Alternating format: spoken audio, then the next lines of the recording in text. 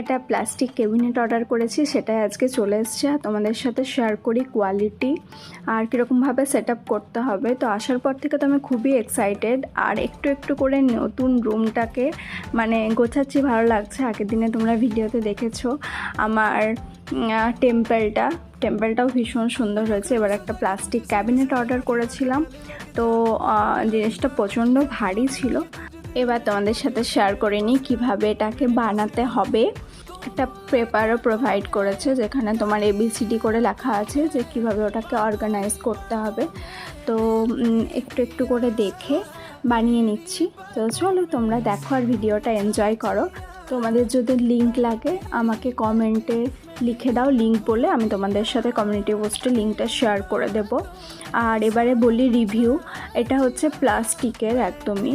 আর আমি ভাবছিলাম যখন অর্ডার দিয়েছিলাম, তো এটা ভাবলাম একটু ফাইবারের আসবে। তো এটার প্রাইস নিয়েছিল 1550-এর মতো। তো আমার পুরোটা ভালো লেগেছে, একটু অর্গানাইজ জিনিস রাখার জন্য খুবই ভালো।